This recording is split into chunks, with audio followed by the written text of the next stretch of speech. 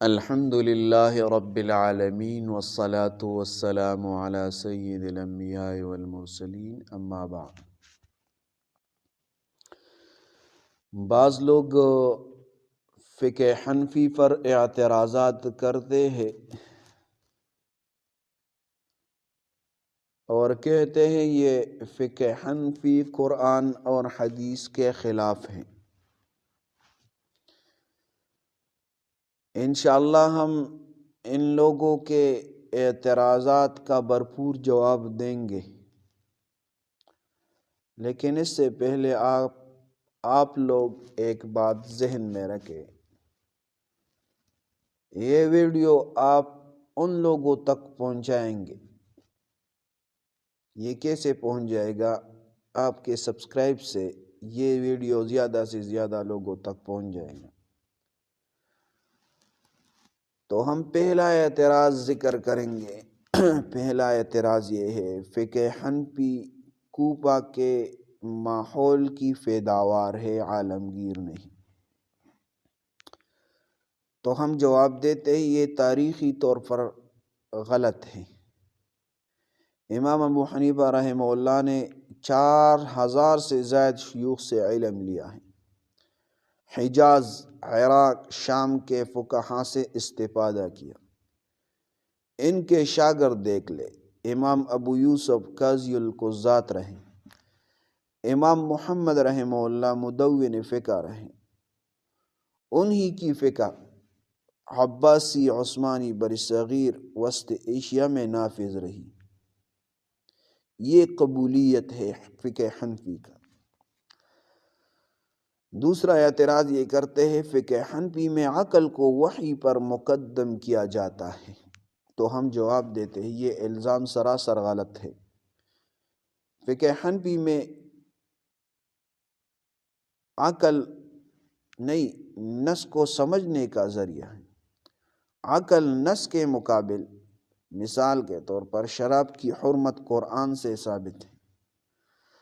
نشہ اور اشیاء پر قیاس یہ عقل نہیں بلکہ علت منصوصہ ہے۔ جیسا قرآن پاک نے فرمایا، یا ایھا الذین آمنوا انما الخمر والمیسر والانصاب والازلام رجس من عمل الشیطان فاجتنبوہ لعلکم تفلحون۔ تو یہ آیت ہے۔ دوسرا اعتراض یہ کرتے ہیں احناف بعض مسائل میں صحابہ کے خلاف جاتے ہیں۔ احناف بعض مسائل میں صحابہ کے خلاف جاتے ہیں۔ جواب یہ ہے فقہ حنفی در اصل صحابہ کے اختلاف میں اکثریتی مضبوط اور عملی قول کو اختیار کرتی ہے۔ مثال کے طور پر نماز میں آمین بالجہر، ابن مسعود، علی، عمر رضی اللہ عنہ آہستہ پڑھتے تھے۔ یہی حنفی موقف ہے۔ مصنف ابن ابی شیبہ میں یہ نقل کیا ہے۔ تیسرا اعتراض کرتے ہیں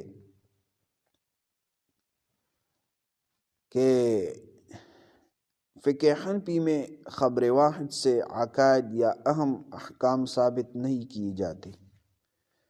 تو جواب یہ ہے یہ اصول تمام ائمہ کے ہاں ہے، صرف احناف کا نہیں۔ خبر واحد ظنی الثبوت ہوتی ہے، عقیدہ قطعی دلیل چاہتا ہے۔